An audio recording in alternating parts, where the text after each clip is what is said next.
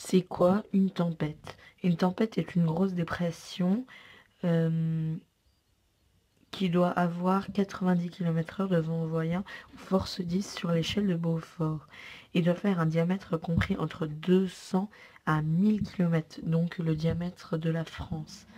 En été, on parle plus de cyclones tropicaux ou cyclones extratropicaux. Ils peuvent toucher la France, comme par exemple la tempête Henri en 2015. Les tempêtes tropicales ramènent de l'air chaud et énormément de pluie, voire même des orages. La meurtrière tempête Xynthia en 2010. Xynthia n'a pas été remarquable par ses vents, malgré qu'ils aient dépassé 130 km/h dans les terres, mais par sa surcote qui a tué rien qu'en France 53 personnes, dont 29 dans les communes de La Faute-sur-Mer et l'Aiguillon-sur-Mer.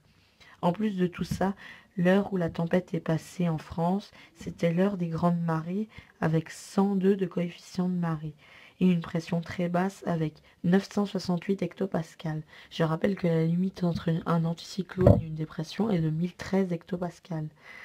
Au passage de la France, puis l'orientation des vents qui venaient de l'ouest et qui permettait à l'eau de bien toucher les côtes.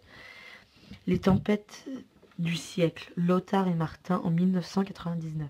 Ces noms resteront gravés dans la tête des gens qui les ont vus passer, avec une pression descendant jusqu'à 961 hectopascales sur les côtes de la Manche. Le 26 décembre 1999, la tempête Lothar touche la France avec 173 km/h relevés à Orly, 144 km/h à Nancy et Strasbourg. Cette tempête a été meurtrière car les météorologues ne l'avaient pas vue venir car elle s'est formée sur le proche Atlantique. Mais le lendemain, la tempête Martin arrive avec une pression encore plus basse de 965 hectopascales en Bretagne.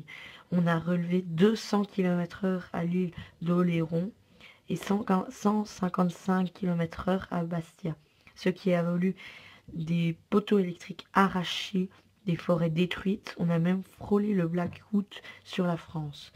Ces deux tempêtes réunies ont touché toute la France sans exception. Merci d'avoir suivi ce Météo Dico. À bientôt. Merci.